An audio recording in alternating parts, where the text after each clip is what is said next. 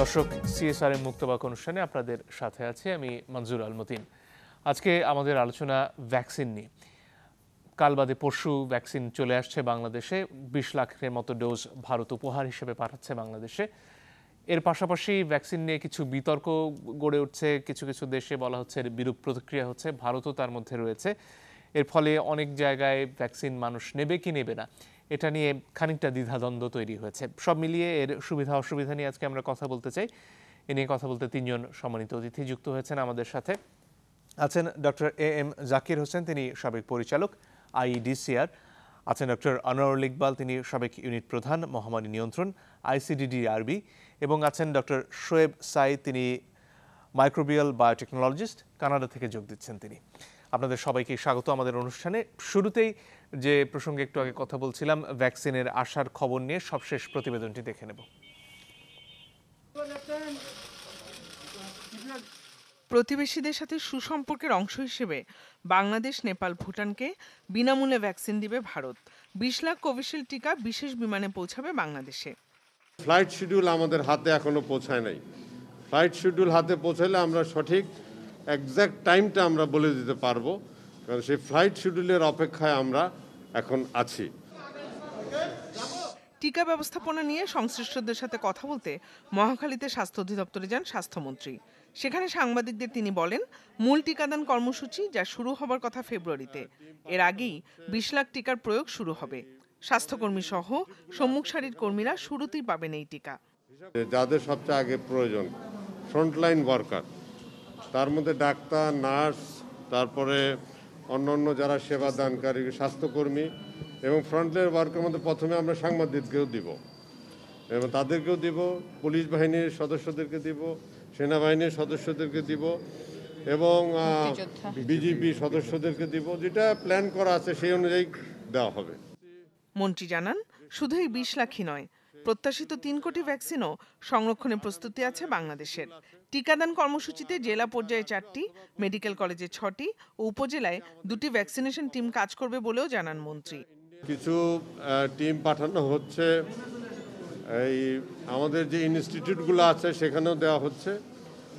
হিসাব করে দেখা গেল যে প্রাথমিকভাবে আমরা ইউনিয়নগুলো বাদ শুধু এই জেলা পর্যায়ে, উপজেলা পর্যায়ে এবং সিটি কর্পোরেশনগুলোকে ধরে আনুমানিক 2 লক্ষ টিকা পার ডে দিতে পারবে। আগামী 26 জানুয়ারি সিরাম ইনস্টিটিউট থেকে কেনা অক্সফোর্ডের 3 কোটি করোনা ভ্যাকসিনের প্রথম 50 লাখ দেশে আনবে ভ্যাকসিনকো। চিকিৎসা দেওয়ার ব্যবস্থা আমরা। শুরুতেই ডক্টর ইকবাল আপনার কাছে আসতে চাই। ভ্যাকসিন তো চলে আসছে, এটি দেওয়ার জন্য সব ধরনের প্রস্তুতি নেওয়ার কথা বলা হচ্ছে সরকারের তরফ থেকে। একটি অ্যাপের কথা বলা হয়েছিল যে অ্যাপের মাধ্যমে রেজিস্ট্রেশন করে মানুষ এই টিকা নেবেন, যদিও সেই অ্যাপটি এখনো প্রস্তুত হয়নি। এর বাইরে আরও যেসব প্রস্তুতি নেওয়া প্রয়োজন এই টিকাগুলো দেওয়ার আগে, সেগুলো আপনার চোখে কতটুকু পড়ছে? জি, ধন্যবাদ এবং চ্যানেল 24 এর সমস্ত দর্শকদের শুভেচ্ছা জানিয়ে বলছি, আসলে এটা খুব ভালো খবর যে আমাদের দেশ মানে আপনার সাবকন্টিনেন্টের মধ্যেই প্রথম সারির দিকে কিন্তু আমরা ভ্যাকসিন গুলো পাচ্ছি। কম হোক বেশি হোক আমরা কিন্তু পাচ্ছি। আপনি অন্যান্য দেশের দিকে তাকান, আপনি কিন্তু অনেক দেশে ভ্যাকসিন এখন পর্যন্ত পৌঁছায়নি। যে কারণে আপনার গতকালকের নিউজ হচ্ছে WHO যে মহাসচিব আছেন উনি খুবই উদ্বিগ্ন। কোন কোন দেশে 4 কোটি ভ্যাকসিন আছে এবং লোয়েস্ট দেশে আছে 25টা ভ্যাকসিন, মাত্র 25টা। সুতরাং আপনার যে তারতম্য যেগুলো হচ্ছে, এটার জন্য আমি বাংলাদেশ গভর্নমেন্টকে অবশ্যই সাধুবাদ জানাবো যে আমরা ভ্যাকসিন পাচ্ছি। এখন আপনি আসেন, দেখেন যে কোনো কাজের জন্য নট অনলি ভ্যাকসিন, এনিথিং একটা প্রিপেয়ারনেস এর প্রয়োজন আছে, যেটার কারণে প্রিভেন্টিভ মেডিসিনটাই হলো সবচেয়ে আসল এই সব ক্ষেত্রে, এপিডেমিক্স এবং প্যান্ডেমিক্স এর জন্য। যেমন ধরেন আপনার, আমরা কিন্তু জানি আমাদের দেশের ইপিআইটা কিন্তু সেই রকম স্ট্রং এবং এটার জন্য কিন্তু আমরা অ্যাওয়ার্ডও পেয়েছি। আমাদের মাননীয় প্রধানমন্ত্রী এটার জন্য অ্যাওয়ার্ড পেয়েছেন এবং আমরা কিন্তু এই কাজগুলো করেছি। কিন্তু হয় কি, দেখেন এটা যেহেতু বৈশ্বিক মহামারী, এটা আপনার সমস্ত লোকই এটার দিকে তাকিয়ে আছে। কে দেবে কে দেবে না সেটা কিন্তু পরের ইস্যু, ঠিক আছে? আমাদের দেশে আমরা কিন্তু অনর্গল আপনার সহ, আপনার মিডিয়া সহ আজকে প্রায় বছর খানেক কিন্তু আমরা অনেক কথা বলেছি, কিন্তু সেই তুলনায় কিন্তু আমরা দেখেন মানুষকে কিন্তু 20% হাইয়েস্ট আমরা মাস্ক পরাতে পেরেছি।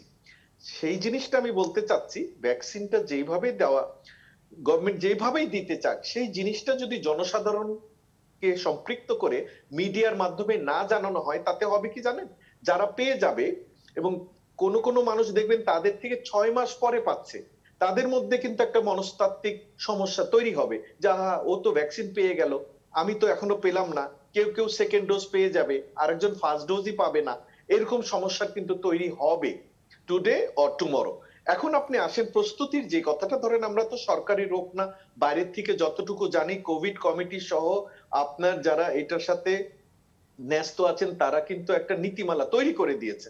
এখন সেই নীতিমালাটা ফলো করলে আসলে সবকিছুর উপরে কি জানেন, অনেস্টি।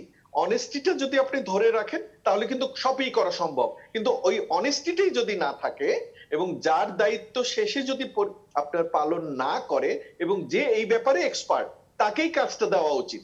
আমি বোঝাতে চাচ্ছি, আপনি যখন ক্রিকেট খেলবেন ক্রিকেটাররাই যেন খেলে, নট ফুটবলার্স। আবার যখন ফুটবল খেলবে তখন যেন ক্রিকেটার্সরা নাক না গলায়। সে জিনিসগুলো কিন্তু এইভাবে করা উচিত। মন্ত্রীর যে কথাগুলো গতকালকে আমরা শুনেছি, মাননীয় মন্ত্রী বলেছেন 300 কতটা তারা সাব সেন্টার করেছে, আবার হাসপাতালেও দেবে। আবার আমি এদিকে জানি যে ভ্যাকসিনকেও কিন্তু আপনার পার্সোনালিও তারা প্রাইভেটলিও জিনিসগুলো দেবে, তারা কিন্তু আপনার বসুন্ধরা কনভেনশন সেন্টার ভাড়া করেছে। কিন্তু আপনি যেটা বলেছেন কারেক্ট, যে অ্যাপস এর কথা বলা হয়েছে সেই অ্যাপসটা কিন্তু আমাদের কাছে এখনো পৌঁছায়নি। প্লাস অ্যাপস কিন্তু পাবেন আপনি সেই স্মার্টফোনে। আপনার আমাদের দেশের মেজরিটি জনসাধারণের যাদেরই আপনার মোবাইল আছে, আমি গ্রামগঞ্জ ধরেই কথা বলছি, সবার কিন্তু স্মার্ট মোবাইল ফোন নেই। তো তাহলে সেই অ্যাপসটা কি সেই নরমাল ফোনে যাবে কিনা, সেটার একটা বিরাট প্রশ্ন থেকে যায়। তারপরেও ব্যাপার আছে যে আপনি যে ভ্যাকসিন গুলো দেবেন, আমি যেটা বলতে চাই যে এই ভ্যাকসিনের কিন্তু যে কোনো ওষুধ, শুধু ভ্যাকসিন না, যে কোনো ওষুধেরই কিন্তু পার্শ্ব প্রতিক্রিয়া আছে। এবং এই যে ভ্যাকসিন গুলো যেখানেই দেওয়া হচ্ছে, সেটা ফাইজার হোক, মডার্না হোক বা আপনার অ্যাস্ট্রাজেনেকা যেটা আমাদের এখানে আসছে, এদেরও কিন্তু পার্শ্ব প্রতিক্রিয়া হবে। এবং এটা যে হবে, এটা জনসাধারণকে কিন্তু একটু সচেতনতার দিকে নেওয়া উচিত আমি মনে করি, কারণ অনেকে কিন্তু পাজলড হয়ে যাবে। হ্যাঁ, কারণ এই যে ইপিআই প্রোগ্রাম গুলো কিন্তু আমাদের দেশে হয়েছে সব বাচ্চাদের নিয়ে, এবং তখন কিন্তু ধরেন এই যে আমি একটা উদাহরণ দিয়ে বলি, আমাদের দেশে কিন্তু কলেরা ভ্যাকসিনের ট্রায়াল হয়েছিল, কেউ আমরা খবর রাখিনি, এক আইসিডিডিআরবি আর আইডিসিআর ছাড়া তখন এটা নিয়ে কেউ কিন্তু কোনো খবরও রাখেনি, এবং এইটার জি যে আপনার কি সাইড এফেক্ট বা কি এরকম হয়নি। সুতরাং আমাদের এই সাইড এফেক্টস গুলো সম্বন্ধে জনসাধারণকে একটু বোঝানো উচিত। জি ধন্যবাদ। আসি ডক্টর জাকির হোসেন আপনার কাছে। এই যে মানুষকে জানানোর যে প্রসঙ্গ আসছে এবং এর যে পার্শ্ব প্রতিক্রিয়া থাকতে পারে এবং সেটা যে স্বাভাবিক, সেটা কি চোখে পড়ছে আপনার, নাকি এক ধরনের হুজুকের মধ্যেই রয়ে গেছি আমরা এখন? আসলে আমরা তো খুব বিজ্ঞান মনস্ক জাতি না, এবং আমরা খুবই হুজুগ প্রিয়। এখন ডক্টর ইকবাল যেটা বলেছেন যে সাইড ইফেক্ট, পার্শ্ব প্রতিক্রিয়া হবে, হয়েছে। আমরা কিছুদিন আগে খবরের কাগজে দেখেছি যে নরওয়েতে 29 জন ফাইজার বায়োনটেক টিকা নিয়ে মারা গেছেন। যে কারণেই মারা যাক, যে ব্যাখ্যায় দেওয়া হোক, টিকা নেওয়ার কিছুদিনের মধ্যেই মারা গেছে। এর আগেও কিন্তু যখন এই টিকাটার তৃতীয় স্তরের পরীক্ষা চলছিল, ট্রায়াল চলছিল, তখনও সিডিসির কাছে নথিভুক্ত আছে যে 29টা অ্যানাফাইলেকটিক শক এটা রেকর্ড করা হয়েছে, আর কিছু মৃত্যু হয়েছে, হয়তো অন্য কারণে মৃত্যু হয়েছে। একজন ডাক্তার মারা গেছেন ফ্লোরিডাতে, একজন নার্স মারা গেছেন সম্ভবত আলাস্কাতে, পর্তুগালে এরকম কয়েকজন। বেলস পলসি, মুখের এক পাশ অবশ হয়ে যাওয়া, এগুলো হয়েছে। আরেকটা কথা এখানে বলে রাখি, এই mRNA ভিত্তিক যে টিকা, এর আগে পৃথিবীতে কখনো কিন্তু এটা এই ধরনের টিকা অনুমোদিত হয়নি, এবং এটা খুবই 10-11 মাসের মধ্যে এইগুলো অনুমোদন পেয়েছে এবং জরুরি ব্যবহারের জন্য। সুতরাং এই সম্পর্কে আমাদের আরো অনেক কিছু জানার বাকি আছে। আসলে টিকা দেওয়ার পরে কতখানি এটা কার্যকরী হবে, রোগ যাতে না হয় সেটা কতখানি কার্যকরী হবে, এবং মারাত্মক রোগ যাতে না হয় সেটা কতখানি কার্যকরী এই ক্ষেত্রে হবে, এবং যিনি টিকা নিয়েছেন তিনি অন্য কারো কাছে এই রোগটা সংক্রমিত করবেন কি করবেন না, এই ধরনের তথ্য কিন্তু আমাদের কাছে এখনো নাই। এবং টিকাটা কত বছর কার্যকরী হবে। যেমন আপনার কিওরভ্যাক বলে জার্মানির যে ফার্মটা আছে, তারাও এমআরএনএ ভ্যাকসিন তৈরি করছে, তারা বলছে 6 মাসের বেশি থাকবে না। ফাইজার বলেছে 1 বছরের বেশি থাকবে না, আর মডার্না বলেছে 2 বছরের বেশি থাকবে না। এগুলো সবই কিন্তু আনুমানিক। তো এগুলো টিকা দেওয়ার পরে আসলে আমাদের পরীক্ষার মধ্যে যেতে হবে, এবং এখানে মন্ত্রী মহোদয় যেটা বলেছেন যে টিকার যে মান সেটা পরীক্ষার মধ্যে রাখা হবে, এই কথাটা কিন্তু শুধু কথার মধ্যে না থাকে। এইটা আসলে কিভাবে করা হবে সেটা জনগণের জানা দরকার, যে যদি এটা যে মান সম্পন্ন, এটা যে নিরাপদ, সেটা আমাদেরকে পরীক্ষা করে তথ্যের মাধ্যমে মানুষকে বোঝাতে হবে। এবং যেটা ইকবাল বলেছেন যে কাদেরকে প্রথম অগ্রগণ্যতা দেওয়া হবে, কেন দেওয়া হবে, সেটা কিন্তু জনগণকে জানাতে হবে, তা না হলে কিন্তু এটা নিয়ে জটিলতা হবে। এই যে টিকা কাজ করছে কি করছে না সেটা তো বোঝার একটা উপায় হচ্ছে গিয়ে অ্যান্টিবডি টেস্ট। তো সেখানে তো আমরা এখনো শুরুই করতে পারিনি, তাহলে আমরা কিভাবে জানবো যে রোগ প্রতিরোধ ক্ষমতা তৈরি হচ্ছে কিনা? না, সব অ্যান্টিবডি কিন্তু, যেটাকে বলি আমরা নিউট্রালাইজিং অ্যান্টিবডি, সব অ্যান্টিবডি কিন্তু আসলে প্রতিরোধ করে না। নিউট্রালাইজিং অ্যান্টিবডি হতে হবে। এবং শুধু অ্যান্টিবডি না, আমরা আরেকটা জানি যে আপনার কোষ ভিত্তিক যে প্রতিরোধ শক্তি আছে, সেল মিডিয়েটেড ইমিউনিটি, সেটাও কিন্তু একটা বড় শক্তি প্রতিরোধ শক্তি তৈরি করার জন্য। সেটা নিয়ে কিন্তু আমাদের খুব খুব ব্যাপক আলোচনা বা জ্ঞান, এই ব্যাপারে কোনো তথ্য খুব বড় আকারে আমাদের কাছে আসছে না। এই সবগুলোই আমাদেরকে দেখতে হবে। টিকা দেওয়ার পরে যাদের টিকা দেওয়া হয়েছে তাদের মধ্যে কতজন রোগাক্রান্ত হয়েছে। টিকা দিলেই একেবারে সব 100% মানুষ প্রতিরোধ শক্তি তৈরি করবে তা না, তারপরেও কিছু লোকের কিন্তু রোগ হবে। কতজনের রোগ হচ্ছে, কতজনের মারাত্মক রোগ হচ্ছে, কতজনের অন্যান্য আপনার যেটা আমরা অ্যাডভার্স ইফেক্ট বলি, পার্শ্ব প্রতিক্রিয়া, সেটা হচ্ছে। সেই সম্পর্কে তথ্য কিন্তু পুঙ্খানুপুঙ্খে সংগ্রহ করে জনগণকে বিশ্বাসযোগ্য ভাবে জানাতে হবে, এবং তারপর বলতে হবে যে এরপরেও কিন্তু এটা আমাদের নিতে হবে, এটা নিরাপদ। জি, ধন্যবাদ। ডক্টর সাইদ, আপনার কাছে এ পর্যায়ে আসতে চাই। একটু আগে ডক্টর হোসেন যেটা বলছিলেন যে এমআরএনএ ভ্যাকসিন প্রথমবারের মতন প্রয়োগ করা হচ্ছে, সেটা কেন অন্যান্য ভ্যাকসিন থেকে আলাদা সেটা জানতে চাই। এর পাশাপাশি ফাইজার ভ্যাকসিনের যে পার্শ্ব প্রতিক্রিয়ার কথা বলা হচ্ছে, সেটা আসলে কতটুকু ভ্যাকসিন দেওয়ার সাথে জড়িত, সেটা কতদূর প্রমাণ করা গেছে এখন পর্যন্ত, সে বিষয়ে যদি আমাদের জানাতেন। জি, ধন্যবাদ। ধন্যবাদ চ্যানেল 24 এর দর্শকদেরও।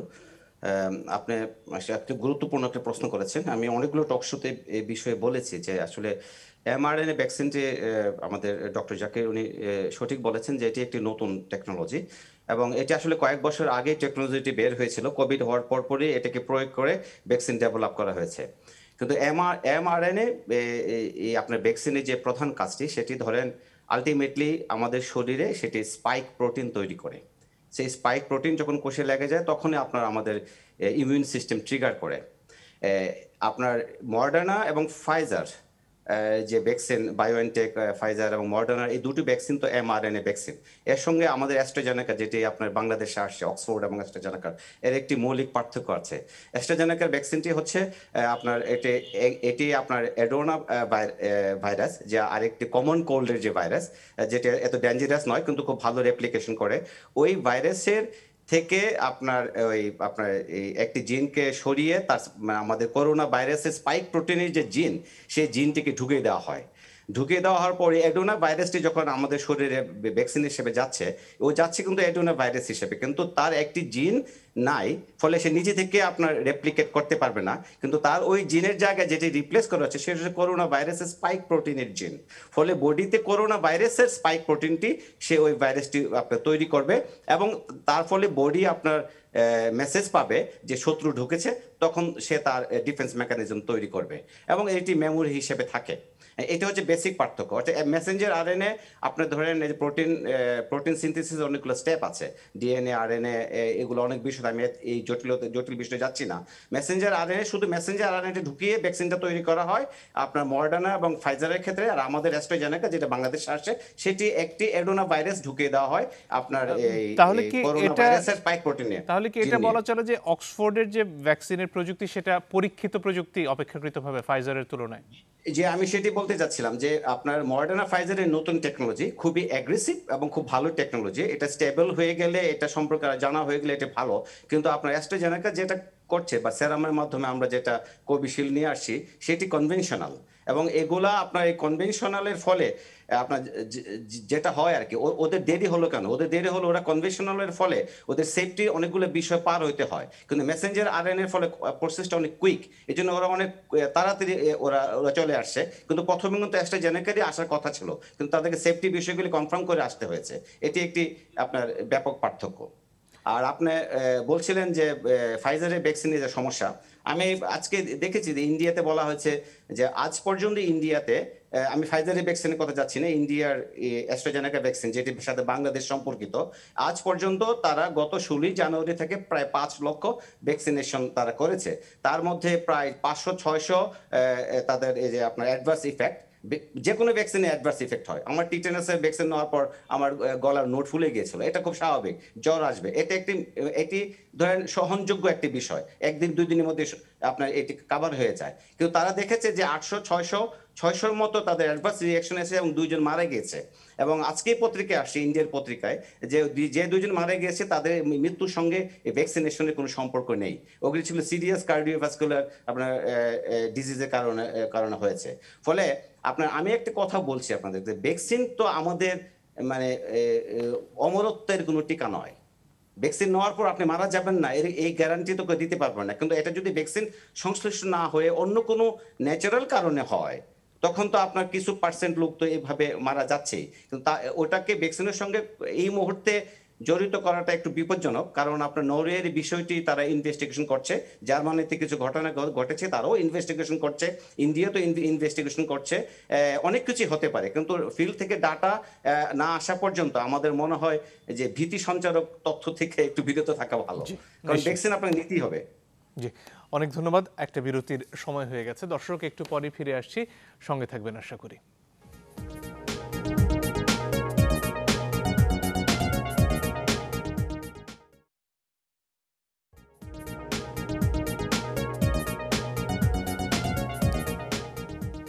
দর্শক আপনারা দেখছেন সিএসআরএম মুক্তবাক। ফিরে আসি ডক্টর সাইদ আপনার কাছে। এই যে ভ্যাকসিন দেয়া হবে কিভাবে, কদিন পরে দেয়া হবে, প্রথম ডোজ কি পুরো দেয়া হবে না অর্ধেক দেয়া হবে, এ নিয়ে বিস্তর বিতর্ক আমরা শুনেছি এবং বিভিন্ন সময় বিভিন্ন ধরনের কথা এসেছে যারা উৎপাদন করেছেন বা আবিষ্কার করেছেন তাদের কাছ থেকে। এখন কি একটা স্থিতাবস্থায় এসেছে এটা, না এখনো এটা নিয়ে পরিবর্তন চলছে? জি, আসলে ধন্যবাদ। আমার খুব গুরুত্বপূর্ণ প্রশ্ন। আমি আসলে আপনার কাছে প্রশ্নটা আশা করছিলাম, কারণ এটি অতি সাম্প্রতিক বিশ্বব্যাপী একটি বিতর্ক এটি হয়েছে, এবং বিতর্কটা পেছনে কিছু কারণ আছে। সাপ্লাই অ্যাভেলেবিলিটি একটা কারণ। আপনারা জানেন যে ফাইজার এবং তারা অলরেডি বলেছে তারা কানাডাকে যে ভ্যাকসিনগুলো দেবে তা একটু স্লো ডাউন হবে, 50% দিতে পারবে, কারণ তাদের ইউরোপিয়ান ফ্যাসিলিটিস তারা রেনোভেশন করছে মেসিভ প্রোডাকশনের জন্য। এই জন্য কিছুদিন পজ হবে এবং সব দেশই তারা তাদের পরিমাণ কমিয়ে দিয়েছে, যার ফলে যেটা হচ্ছে কানাডাতে এখন যে স্পিডে ভ্যাকসিন দেওয়া হচ্ছে, কানাডার গভর্নমেন্ট বলছে যে তাদের 3,76,00,000 জনসংখ্যার ভ্যাকসিন তারা দেবে এই সেপ্টেম্বরের মধ্যে। কিন্তু এই স্পিডে যদি চলে তাহলে ভ্যাকসিন শেষ হতে আপনার 2036 সাল লাগবে, এটি একটা পত্রিকার হিসাব। ফলে তাদেরকে স্পিড আপ করতে হচ্ছে। এখন যেটা সমস্যা হচ্ছে, স্পিড আপ করতে গিয়ে আপনার একটা ট্রেড অফ, আপনার কি লাভ কি ক্ষতির একটি বিষয় আসছে। ফাইজারের ভ্যাকসিনটি 21 দিনের কথা বলা আছে, মডার্নার ভ্যাকসিনটি 28 দিনের কথা বলা আছে। এখন অ্যাস্ট্রাজেনেকা যেটি বাংলাদেশ সম্পর্কিত, সেই ভ্যাকসিনটিকে বলা হচ্ছে যে 12 সপ্তাহ ফার্স্ট ডোজের সাথে সেকেন্ড ডোজ। অ্যান্ড ফার্স্ট ডোজে দেওয়ার পর আপনার মডার্নার ভ্যাকসিনে প্রায় 80% আপনার এফিকেসি আসছে, তার ইমিউনিটি আসছে। ধরেন 80% ক্ষেত্রে প্রোটেক্ট হবে, 20% ক্ষেত্রে প্রোটেকশন হবে না। আপনার এই ফাইজারের ক্ষেত্রে এটি 52, আমি বলতে পারি অ্যারাউন্ড 60, এবং অ্যাস্ট্রাজেনেকার ক্ষেত্রে যেটি বাংলাদেশ সম্পর্কিত এটির ক্ষেত্রে হচ্ছে 70। এখন এই 70% প্রথম ধাপে সব লোককে, বেশি লোককে যদি দিতে পারেন, অ্যাটলিস্ট 70% পর্যন্ত আপনি তাদের ইমিউনিটি কন্ট্রোল করলেন। কিন্তু যদি না দেন তাহলে ওই লোকগুলো তো ওপেন থাকলো, কন্টামিনেশন সংক্রমণের জন্য তারা ফ্রি থাকলো। গভর্নমেন্টের পলিসি মেকাররা এই বিষয়গুলো চিন্তা করে যতটুকু পারছে তাদের সায়েন্স বেসড ইনফরমেশনের উপর যতটুকু ডিলে করা তারা ডিলে করার চেষ্টা করছে। যেমন কানাডা ফেডারেল গভর্নমেন্ট বলেছে যে 42 দিন পরে তারা 42 দিনের মধ্যে তারা সেকেন্ড ডোজ দেবে, 21 দিনের মধ্যে না, ডাবল করেছে। কুবেকের প্রভিন্সিয়াল গভর্নমেন্ট বলেছে 3 মাস তারা সেকেন্ড ডোজ দেবে। In the meantime first ডোজে যত বেশি সংখ্যক লোককে দিতে পারে সে চেষ্টা করবে। এখন এই বিতর্কের ফলে সারা পৃথিবীতে এটা নিয়ে বিতর্ক হচ্ছে, কারণ উৎপাদককারী কিন্তু তারা 21 দিন 28 দিনের কথা বলেছে, কিন্তু তাদের গবেষণায়, কানাডায় গবেষণায় দেখেছে 42 দিন। যখন কুবেক আপনার 90 দিনে গেল, তখন কানাডার আপনার ফেডারেল স্বাস্থ্য কর্মকর্তা বললো যে কুবেক আনচার্টেড ওয়াটারে ঢুকছে, তারা আসলে মানে ঠিক মানে গবেষণা আপনার নির্ভর ডাটার কোনো উপর ভিত্তি করে সিদ্ধান্ত নেয়নি। নেয়নি। ফলে ফলে আপনার এই যে জিনিসটা হচ্ছে, বিতর্ক হচ্ছে, কিন্তু এটা ট্রেড অফের বিষয়। প্রত্যেকটা সরকারকে তার তার পলিসি এবং তার লজিস্টিক সব চিন্তা করে আপনার সিদ্ধান্ত নিতে হবে। তবে ডাবল ডোজ যদি নেন, আপনার 90% উপর 3টি ভ্যাকসিনের ক্ষেত্রে 90% উপর আপনি প্রোটেকশন পাচ্ছেন। জি, ধন্যবাদ। ডক্টর ইকবাল, আপনার কাছে ফিরে আসি। বাংলাদেশে যে 2 মাসের কথা এখন পর্যন্ত বলা হচ্ছে, শুরুতে একটু কম বলা হয়েছিল, এটা কি এখানেই থাকবে নাকি বাংলাদেশ এক্ষেত্রে নতুন কোনো তথ্য উপাত্ত নিজেরা সংগ্রহ করার মতো অবস্থায় রয়েছে? জি, ধন্যবাদ। আপনি দ্বিতীয় প্রশ্ন থেকে শুরু করি। বাংলাদেশ এখন তথ্য নেওয়ার পজিশনে নেই, কারণ আমরা কিন্তু ভ্যাকসিন প্রডিউসড কোনো কান্ট্রি না। আপাতত আমি আমাদের যে গ্লোব বায়োটেকের কথাটা সরিয়েই রাখছি, ওটা হলে ভালো, ওটা পরে দেখা যাবে।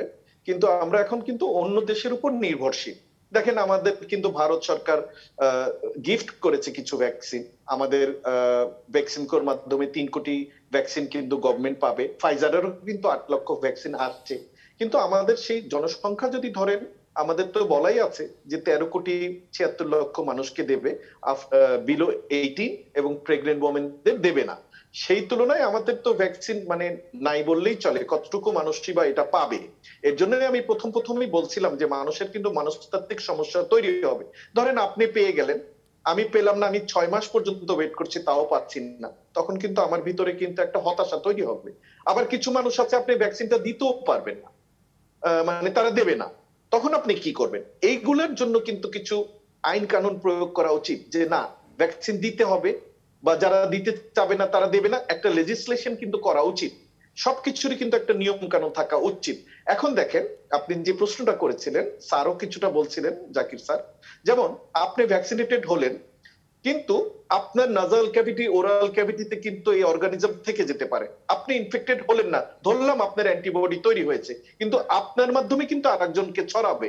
সেই ক্ষেত্রে কিন্তু আমি কিন্তু প্রত্যেকটা টক শোতে একটা কথা বলেছি, ভ্যাকসিন দেন বা না দেন, আসুক বা না আসুক, মিনিমাম আরো 2 বছর কিন্তু আমাদের এইভাবে মাস্ক পরিধান করতেই হবে এবং ডিস্টেন্সটা মেনটেন করতে হবে, আদারওয়াইজ আপনার মাধ্যমে আরেকজন ইনফেক্টেড হবে। এবার আপনি আসেন অ্যান্টিবডি টেস্টের কথা, যেটা আপনি তুলেছিলেন। অ্যান্টিবডি টেস্ট এখন অবশ্যই পারমিশন দিয়ে দেওয়া উচিত, কারণ আপনি যখন ভ্যাকসিনেটেড হবেন, আপনার ভ্যাকসিনটা কাজ দিল কিনা সেটা দেখার জন্য, সেটা কিন্তু পরের দিনই হবে না। একটা ভ্যাকসিনের অ্যান্টিবডি তৈরি হতে মিনিমাম 4 উইকস টু 5 উইকস সময় লাগবে। তো সের মধ্যে যদি গভর্নমেন্ট এটা পারমিশন দিয়ে দেয়, তাহলে আমাদের ভয়ের কোনো কারণ নেই, কারণ আমাদের দেশে কিন্তু অনেক আপনার জায়গায় কিন্তু অ্যান্টিবডি টেস্টের সুব্যবস্থা আছে।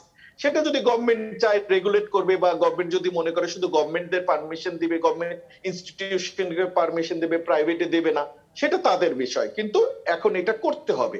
কারণ আপনি উইদাউট, যে ধরেন আপনি ভ্যাকসিন দিলেন, আমি যেমন অ্যাস্ট্রাজেনেকার কথাই আমরা কথা বলবো, কারণ আমার দেশে এটাই আসছে, এটা এভারেজে বলছে কিন্তু 70%। কারণ আমার এখানে একটু আমার নিজস্ব, এটা ব্যক্তিগত বোঝার জন্য আমি বারবার প্রশ্নটা করছি এবং বারবার মিডিয়ায় বলি। দেখেন, একমাত্র ভ্যাকসিন যেটা কিন্তু পিয়ার রিভিউড জার্নালে প্রকাশিত হয়েছে, ল্যান্সেট আমাদের ডাক্তারি ভাষা সবচেয়ে বেস্ট জার্নাল আমাদের কাছে, সেখানে কিন্তু তারা বলেছে 62 থেকে 90, একটা বিরাট গ্যাপ কিন্তু, ঠিক আছে, মানে 62 থেকে 90% এফিকেসি। মানে কি, 100 জনকে আপনি ভ্যাকসিন দিলেন, 60 জন 62 জনের আপনার অ্যান্টিবডি হতে পারে, আর 38 জনের হবে না।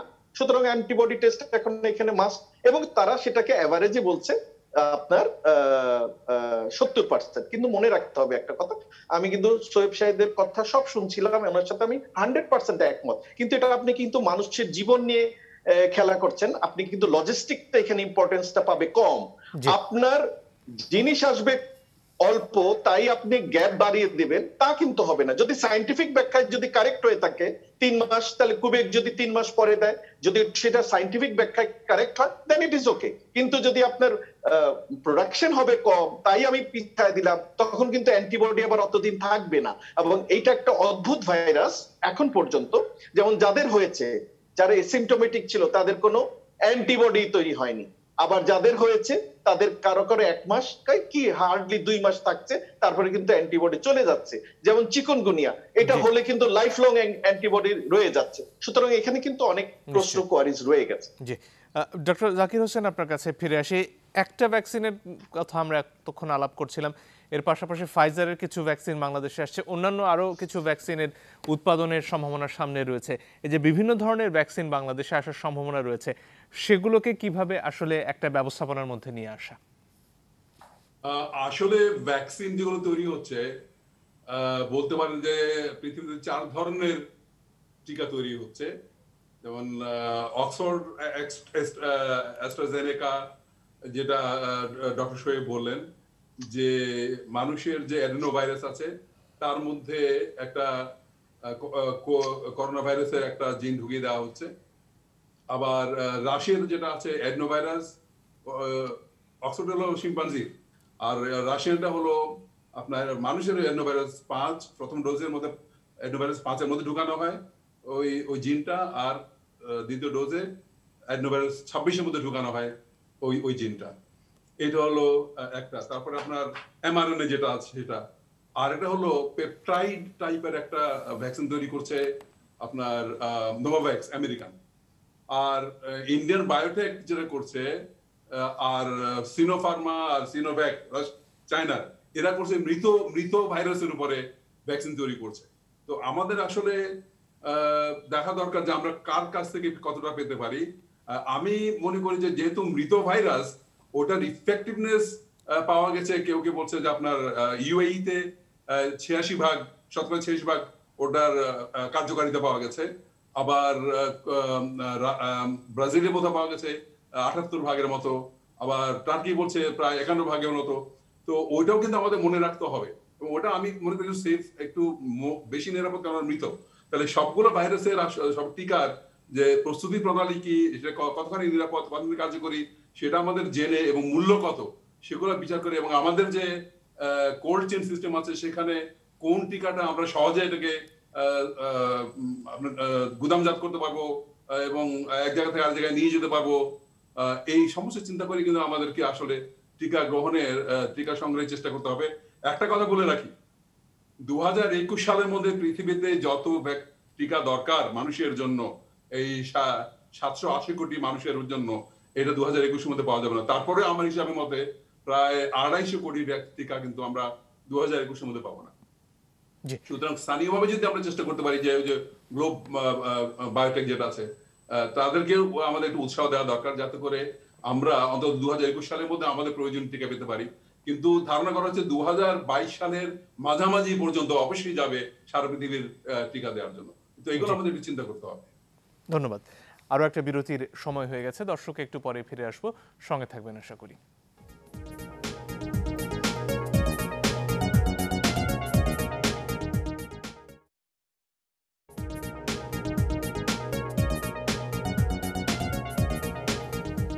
দর্শক, আপনারা দেখছেন সিএসআর মুক্তবাক। ফিরে আসি ডক্টর সাঈদ আপনার কাছে। একটা কথা আমরা গোড়ার দিকে একসময় স্বাস্থ্যমন্ত্রীর কাছে শুনেছিলাম যে ভ্যাকসিন আসার আগেই করোনা ভাইরাস দূর হয়ে যাবে। এটা সে সময় খুব বেশি বৈজ্ঞানিক ভিত্তি আছে বলে কেউ বলেননি, কিন্তু একটা রোগ যখন হয় সেটা তো নিজে নিজেও একটা সময় দুর্বল হয়।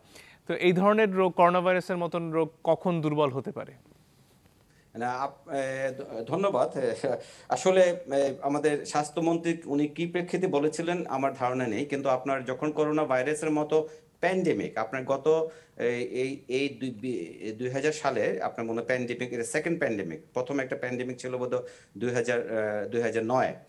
তা প্যান্ডেমিকটা হিউজ ব্যাপার। এখানে যখন আসবেন আপনাকে ওই মুক্ত হতে গেলে আপনাকে হার্ড ইমিউনিটির মধ্যে দিয়ে যেতে হবে।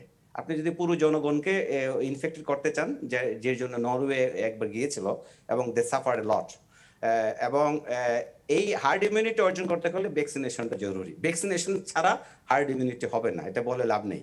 কালে উনি যেটা বলে অটোমেটিক চলে যাবে, লোকজন ভালো হয়ে যাচ্ছে। বাংলাদেশে তো মনে হয় প্রচুর সংখ্যক আপনার অ্যাসিমটোমেটিক রোগী আছে, এবং আমাদের ইমিউনিটি, এটা ঠিক যে আপনার ইমিউনিটি ভালো, এবং টেম্পারেচার, ওয়েদার একটা ফ্যাক্টর। আপনি যদি গ্রাফগুলো দেখেন ওয়ার্ল্ড মিটারে, দেখবেন যে আপনার এখন যে দেশগুলোতে সামার, তাদের অবস্থা কিন্তু ভালো। আর বাংলাদেশে শীত তো সামারের মতোই, মানে টেম্পারেচার 20-র উপর থাকে। ফলে কিন্তু আপনি যদি আমাদের উত্তরের দিকে দেখেন অবস্থা কিন্তু খুব খারাপ, কারণ হিউমিডিটি এবং টেম্পারেচারের ফলে এটা একটা কঠিন অবস্থা তৈরি হয়েছে এখানে। এবং জাপানে আমি গিয়েছিলাম সেপ্টেম্বরে, তখন ওদের অলমোস্ট ছিলই না, কিন্তু এখন জাপানে প্রচুর যদি টেম্পারেচার 10-এর নিচে চলে আসছে এবং হিউমিডিটি হাই। এবং এখানে কিন্তু আপনার ইভেন কানাডাতে সামারে অবস্থা ভালো ছিল, লোকজন বাইরে ঘোরাঘুরি করেছে, মেলামেশা করেছে, এতটা ইনফেকশন হয়নি। কিন্তু এখানে কিন্তু লোকজন কারফিউ দেওয়ার পরে ঘরের মধ্যেও প্রায় 5 থেকে 6 টাইমস হায়ার। ফলে এইগুলা তো আপনার এভাবে যাবে না। আপনার যে কোনো প্যান্ডেমিকের জন্য আপনার রেজিমেন্টেড অ্যাকশন নিতে হবে, এবং রেজিমেন্টেড অ্যাকশনের প্রধান অংশই হচ্ছে ভ্যাকসিন। এবং এই ভ্যাকসিন আর হচ্ছে আপনার স্বাস্থ্যবিধি মেনে চলা। আপনার স্বাস্থ্যবিধি মেনে চলে জাপান যেটা করেছে, শুধু মাস কালচারের কারণেই জাপান ঈর্ষণীয়ভাবে তাদের কোভিড সমস্যাকে নিয়ন্ত্রণে রাখতে পেরেছে। জাপানে এখন ধরেন প্রতিদিন আপনার 3,000 হচ্ছে, 4,000 হচ্ছে তাদের প্রায় 12 কোটি জনসংখ্যায়। কিন্তু আপনার আগে আমি যখন সেপ্টেম্বরে জাপানে গেলাম অফিসের কাজে, তখন গিয়ে দেখলাম তাদের মাত্র 500-র মতো হয়। এবং সেটা কিন্তু মাস্ক, লোকটা একা গাড়ি চালাচ্ছে কিন্তু মাস্ক পরে, যেহেতু মাস্ক কালচারের সঙ্গে তারা পরিচিত। এবং তাদের স্টেডিয়াম, বেসবল স্টেডিয়ামে আপনার খেলা হচ্ছে মাস্ক পরে, তারা খেলা দেখছে। ফলে তাদের আপনার ডেইলি লাইফ অনেকটি নর্মাল, শুধু মাস্ক পরার জন্য। এখন ভ্যাকসিন যাচ্ছে, ভ্যাকসিন সিচুয়েশন ইমপ্রুভ করবে। ফলে স্বাস্থ্যমন্ত্রী যেটা বলেছে এটা এইভাবে যাওয়ার কথা না, অ্যাকশন শুড বি টেকেন। এখন আমরা যদি মাস্ক পরি, স্যানিটাইজার এবং স্বাস্থ্যবিধি মেনে চলি, এবং ক্রমাগত ভ্যাকসিনের আবিষ্কারের মাধ্যমে ভ্যাকসিনেশনের দিকে যাই, সিচুয়েশন ইমপ্রুভ করবে আগামী 1 বছর নাগাদ, ডেফিনেটলি। জি, ধন্যবাদ। ডক্টর হোসেন, আপনার কাছে ফিরে আসি। তাহলে ভ্যাকসিন আসুক, দেয়া হোক না হোক, মাস্ক তো থেকেই যাচ্ছে, এবং অন্যান্য যে স্বাস্থ্যবিধির কথা আমরা এতদিন বলে আসছি তার তো গুরুত্ব কমছে না। না, সেটাই আসলে যে আপনার টিকা দেওয়ার পরেও, এটা তো ডক্টর ইকবাল প্রথমে বলেছিলেন, টিকা দেওয়ার পরেও আমরা জানি যে সবাই কিন্তু সংক্রমণ মুক্ত হবে না, এবং টিকা দেওয়ার পরেও রোগাক্রান্ত না হলেও তারপরে উনি কিন্তু সংক্রমিত করতে পারেন অন্যদেরকে। আর এছাড়া যে নতুন যে ইউকেতে VUI 2020-12/01 যে রূপান্তরিত যে ভেরিয়েন্ট যে স্ট্রেনটা, সেটা কিন্তু 1 মাসের মধ্যে 50টা দেশে ছড়িয়ে গেছে ইংল্যান্ড থেকে। এবং আমাদের দেশে কিন্তু ইংল্যান্ড থেকে প্রায় প্রতিদিনই মানুষ আসছে। এখন আমরা করেছি কি 4 দিনের কোয়ারেন্টাইন করেছি, যেটা আসলে 7 থেকে 10 দিন হওয়া উচিত ছিল। তো এইগুলো ছড়িয়ে যেতে পারে। সুতরাং আমাদেরকে যে এই মুখোশ পরা, 6 ফিট দূরে থাকা, এবং বাইরে কোনো কিছু স্পর্শ করলেই হাত ধোয়া বা স্যানিটাইজার ব্যবহার করা, এইগুলো কিন্তু আমাদের চালিয়ে যেতে হবে। টিকা দেওয়ার পরেও আমাদেরকে চালিয়ে যেতে হবে। কারণ আমাদের একটা সুবিধা হয়েছে কি জানেন, এই যে বলছে যে অটোমেটিক্যালি সেরে যাবে। আমাদের সুবিধা হচ্ছে বাংলাদেশে আপনার ভাইরাসের রূপান্তরের হার প্রায় 12%, পৃথিবীর অন্যান্য জায়গায় গড়ে 7%। আমাদের রূপান্তর অনেক বেশি হচ্ছে, কিন্তু সুবিধাটা হলো এই রূপান্তর হয়ে গেলে কিন্তু এই জীবাণুটা একটু নির্জীব হয়ে যাচ্ছে এবং আমাদের জন্য সহনীয় হয়ে যাচ্ছে। এটা আল্লাহর রহমত, এবং টিকা এবং ভাইরাসটাকে ধন্যবাদ দিতে হবে যে দয়া করে একটু নির্জীব হয়ে যাচ্ছে। কিন্তু আমাদের কিন্তু বলা যায় না কখন আবার রূপান্তরিত হয়ে কোন পর্যায়ে চলে। সুতরাং এটা যে তার ক্ষতি করার ক্ষমতা হারাচ্ছে, সেটা কি কোনো বিজ্ঞান ভিত্তিক তথ্যের উপরে নির্ভর করে আমরা বলতে পারি? এটা আমি রোগতত্ত্ববিদ হিসেবে বলতে পারি যে পৃথিবীতে যে কোনো জীবাণু যেভাবে প্রথমে একটা অতিমারী সৃষ্টি করে, আস্তে আস্তে কিন্তু আমরা জানি যখন টিকা ছিল না তখন কিন্তু আস্তে আস্তে এটা মানুষের সাথে সহনীয় হতে থাকে। কারণ সে মরতে চায় না, সে মানুষের মধ্যে ঢুকে বেঁচে থাকতে চায়, এবং মানুষকে মেরে ফেললে তাকেও কিন্তু মরে যেতে হবে। তো একটা সহাবস্থানের চেষ্টা থাকে ভাইরাসেরও, এবং মানুষও কিছু শেখে, তার যে জেনেটিক সিস্টেম আছে, তার যে ইমিউনিটি সিস্টেম আছে, সেটাও কিছু শেখে। সুতরাং একটা সহাবস্থান তৈরি হয়। যেমন আপনার SARS-1 যেটা ছিল 2 বছর পর এখন কিন্তু খুঁজে পাওয়া যাচ্ছে না, 2014 সালের পরে ওটা কিন্তু আর পৃথিবীতে নাই। এবং এই যে মার্স যেটা আছে, এটা কিন্তু প্রথম থেকে 40% মৃত্যু হার ছিল, আস্তে আস্তে এটা 25% নেমে আসছে। তো এটা কিন্তু রোগতাত্ত্বিক একটা শিক্ষা যে ক্রমাগত ভাবে সময়ের সাথে সাথে এগুলো আস্তে আস্তে কম ক্ষতিকর হতে থাকে। জি, ফিরে আসি ডক্টর ইকবাল আপনার কাছে। সামনের দিনগুলোতে আসলে আর কি কি অপেক্ষা করছে, বিশেষ করে ভ্যাকসিনের কথা যদি চিন্তা করি, অন্যান্য আর কি কি সুযোগ মানুষের সামনে আসছে? জি দেখেন, আসলে সায়েন্স কিন্তু থেমে থাকবে না। আপনার এই যে ভ্যাকসিন, আমি একটু আগে আপনার যখন ব্রেক চলছিল আমি বলছিলাম যে কোনো আরএনএ ভাইরাসটা নিয়ে কথা বলি, যেটা এটা যেহেতু আরএনএ ভাইরাসের আগের যে ভ্যাকসিন তৈরি হয়েছে মিনিমাম 7.5 বছর লেগেছে। আর আমরা কিন্তু দেখেন বিজ্ঞানের কল্যাণেই হোক বা যে কোনো কারণেই হোক, উইদিন 9 মান্থ টু 10 মান্থস এর মধ্যে কিন্তু ভ্যাকসিন চলে আসছে। এটা কিন্তু খুব একটা বিরাট ইস্যু। কিছু কিছু সাইড এফেক্ট হচ্ছে, সেটা তো পরের ব্যাপার, কিন্তু যেখানে দেখেন লক্ষ লক্ষ লোক মারা যাচ্ছে সেখানে ভ্যাকসিনটা কিন্তু আপনার কার্যকর ভূমিকা রাখবে। সাথে সাথে আরেকটা জিনিসও বলছি যে আমাদের কিন্তু নোভেল করোনা ভাইরাস, স্যার যেটা বলছিলেন, মিউটেশন মানে যে স্ট্রঙ্গার হবে তা না, মিউটেশন মানে কিন্তু দুর্বল হয়। ঠিক আছে, যেহেতু প্যান্ডেমিকের ভাইরাস, এটা প্যান্ডেমিক কিন্তু 100 বছরে একবার হয় বা 80 বছরে একবার হয়, এটা অনেক স্ট্রং থাকে। ঠিক আছে, যেই কারণে এটা আপনার নিউট্রালাইজ হতে অনেক সময় নিচ্ছে, কিন্তু টুডে টুমরো এটা কিন্তু দুর্বল হয়ে আসবে। স্যার কিন্তু একদম সঠিক বলেছেন। সেই কারণে আমি বলছি যে যতদিন পর্যন্ত না, যেহেতু আমরা ভ্যাকসিন প্রডিউস করি না, আমাদের কিন্তু অন্যের উপরে ভ্যাকসিন নিয়ে বসে থাকতে হবে। সেই কারণে আমাদের মাস্কটা কিন্তু মাস্ট। প্লাস আমরা যে ট্রিটমেন্টটা দিয়ে যাচ্ছি, আমরা যে এখন হাই ফ্লো অক্সিজেন দিচ্ছি সেগুলোর কথা আমি বলছি না, যে ওষুধগুলো আমরা অ্যাপ্লাই করছি সেগুলো কিন্তু বিভিন্ন অন্যান্য রোগের ওষুধ দিচ্ছি, যেমন আইভারমেকটিন দিচ্ছি, রেমডেসিভির দিচ্ছি, বা যাই আমরা দিচ্ছি, একটাও কিন্তু নোভেল করোনা ভাইরাসের ওষুধ না। বাট এইসবের ক্ষেত্রেও কিন্তু আপনার পার্টিকুলার নোভেল করোনা ভাইরাসের জন্যই ওষুধ কিন্তু তৈরি হচ্ছে, এবং তারাও কিন্তু আপনার ফিল্ড লেভেল মানে ফ্রি ট্রায়াল লেভেল 3 তে আছে কিন্তু। ঠিক আছে, এগুলো মেইনলি হলো মনোক্লোনাল অ্যান্টিবডি স্টাডি সব, এবং এইটা নিয়ে কিন্তু 4টা কোম্পানি অনেক অগ্রগামী হয়ে গেছে। তার মধ্যে আমি কয়েকটা নাম বলে দিচ্ছি, তার মধ্যেও কিন্তু অ্যাস্ট্রাজেনেকা আছে, রিজেনারন আছে, লিলি উইলি আছে, এবং আপনার রশে আছে। এরা কিন্তু এই জিনিসগুলো হলে হবে কি জানেন, ভ্যাকসিনের উপরও নির্ভরতা কমে যাবে, এবং আপনার এই যে ওষুধগুলো যখন কাজ করা শুরু করবে, আমরা তো এখনো জানি না, স্পেসিফিক কাজ করা যখন শুরু করবে তখন দেখবেন রোগও কম হচ্ছে, মানুষও কম মারা যাচ্ছে, এবং আপনার এই ভ্যাকসিনের উপরে ইয়েটা কমে যাবে। Yes, vaccine is the important mechanism for this disease, but not only one. এর জন্য আমি বারবার বলছি যে আমরা ভ্যাকসিন দেই আর না দেই, আমাদের কিন্তু মাস্কটা পরতেই হবে এবং আমাদের ডিস্টেন্সটা মেনটেন করতে হবে। আর আমরা এজ এ জাতি আরেকজনকে উপকার করি, আমি ভ্যাকসিনেটেড হলেও আমি যেন মাস্কটা পরি, এবং আমি মাস্ক না পরলে কিন্তু আরেকজন আমার মাধ্যমে কিন্তু আমার বয়স্ক বাবা মা ওনারা কিন্তু হারিয়ে যাবে। এই জিনিসটা যাতে আমরা না করি, এটা আপনার মিডিয়ার মাধ্যমে আমি অনুরোধ করছি সমস্ত দর্শকদের, যারা ভ্যাকসিন দেবেন বা যারা দেবেন না, আপনারা অনুগ্রহ করে হাত জোর করে বলছে আপনারা কিন্তু মাস্ক পরা বন্ধ করবেন না। এই মাস্কটা মাস্ট, এইটাই কিন্তু একমাত্র ওয়ে আউট আমাদের এখন পর্যন্ত। তারপরে আপনার ধরেন ভ্যাকসিনের পাওয়ার কমে গেল, ভ্যাকসিনে ভালো কাজ করছে, এবং মনে রাখতে হবে ফার্স্ট জেনারেশন ভ্যাকসিন থেকে সেকেন্ড জেনারেশন ভ্যাকসিন কিন্তু অনেক অনেক বেটার হবে, এবং আরো ভালো আমরা আশা করতে পারি। মানুষের আশার কিন্তু শেষ নাই, সায়েন্সের কিন্তু শেষ নাই, সুতরাং আমরা ভালো আশা করতেই পারি। অনেক ধন্যবাদ আপনাদের তিনজনকেই আমাদেরকে সময় দেওয়ার আমি কি জন্য। একটু সাপ্লিমেন্ট নিতে পারবো? আসলে একেবারেই সময় শেষ, অসংখ্য ধন্যবাদ, আরেকদিন হয়তো শুনতে পারবো। দর্শক ধন্যবাদ, আপনাদেরকেও বিদায় নিচ্ছি।